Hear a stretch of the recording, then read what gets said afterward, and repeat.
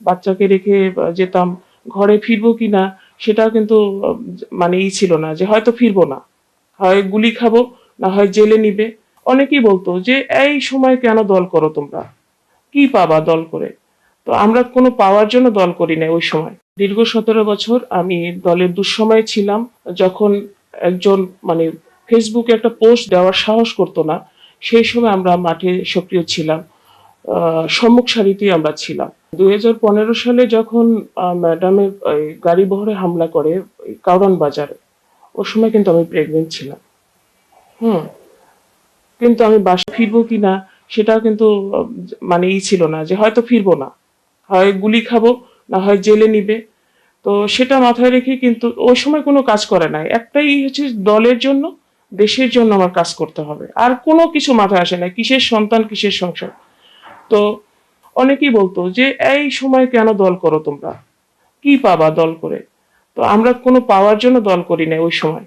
এখন আল্লাহর কাছে শুকরিয়া আদায় করি যে এই দিনের জন্য কিন্তু আমরা যুদ্ধ করেছি, আন্দোলন সংগ্রামে সক্রিয় ছিলাম, শুধুমাত্র এই দিনটা দেখার জন্যই।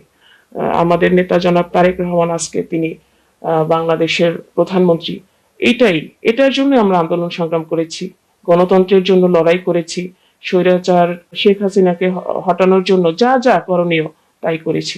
ইভেন দেশনেত্রী বেগম খালেদা জিয়াকে যেদিনকে গ্রেপ্তার করে সেদিনও আমরা মাঠে ছিলাম, এবং ম্যাডাম সপ্তাহে 5 দিন হাজিরা দিতে যেতেন।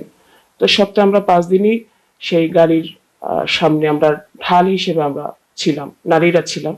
তার মধ্যে আমরা 7-8 জন বা 8-10 জন নারীরা ছিলাম, তার মধ্যে আমি।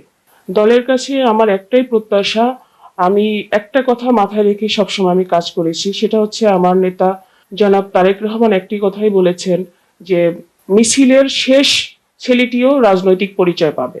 তো সেটি মাথায় রেখেই আমি মূলত আন্দোলন সংগ্রাম করেছি, রাজপথে মিছিল করেছি, তারপরে হামলার শিকার হয়েছি, বিস্ফোরক মামলার আসামি হয়েছি একাধিক, এখনো মামলা চলমান আছে। তো সেই দিক যদি বিবেচনা করেন, জাতীয় সংসদে নারী সংরক্ষিত আসনে বিএনপি আমাকে মূল্যায়িত করবে, সেই আত্মবিশ্বাস আমার আছে। দল যদি আমাকে সুযোগ দেয়, আমি আমার এলাকার মানুষের পাশে থাকতে চাই, তাদের কল্যাণে আমি কাজ করতে চাই, বরগুনা সদর, আমতলী, তালতলী মানুষের ভাগ্য উন্নয়নে কাজ করতে চাই। কারণ আমার বাবা একজন জনপ্রতিনিধি ছিলেন, তিনি ইউনিয়ন চেয়ারম্যান ছিলেন। তো আমি ছোটবেলা থেকেই দেখে আসি মানুষ, আসলে রাজনীতিটা হচ্ছে মানুষের কল্যাণের জন্য, জনগণের জন্য। আমি জনগণের সেবক হতে চাই। আমি আমার আসনের কথাই বলি, যেমন প্রতিদিনই শুনছি যে আজকে অমুক ক্যান্ডিডেট, দেখা গেল তার পলিটিক্যাল কোনো ব্যাকগ্রাউন্ড নাই, বা তার হাজবেন্ড ছিল হয়তো 30 বছর আগে, কারো বাবা ছিল হয়তো 40 বছর আগে বা 20 বছর আগে, তাদের কোনো অ্যাক্টিভিটিস নাই। আমরা নারীরা যেমন যে সময়টা ফ্যামিলিকে দেওয়ার কথা, ছোট বাচ্চা, দুধের বাচ্চা, হ্যাঁ দুধের বাচ্চাকে রেখে আমি প্রোগ্রামে গেছি। তো সেই দিক থেকে যদি বিবেচনা করে, দল অবশ্যই মূল্যায়ন করবে। সরি, এখানে আরেকটা বিষয় হচ্ছে যে তখন তো তারা ঠিকই তারা সংসার পরিচালনা করছে, যেটা আমরা করতে পারিনি। শুধু চ্যালেঞ্জ না, অনেক ধরনের অনেক কথা আমাদেরকে শুনতে হয়েছে। আর 8-10টা মেয়েদের মতো না কিন্তু আমাদের লাইফ। আমরা সকালে এমন হয়েছে যে ভোর রাতে আমরা উঠে আমার বাচ্চার জন্য খাবার রেডি করে, আমার বাসায় কাজের লোক যতজনই থাকুক না কেন, আমি তো একজন মা, আমার বাচ্চার জন্য আমার খাবার রেডি করে আমি সেই ভোরে একদম সকালবেলা প্রোগ্রামে চলে যেতাম। বাচ্চাকে রেখে হাজবেন্ডকে সেইভাবে করতে পারিনি, সংসারকে সময় দিতে পারিনি।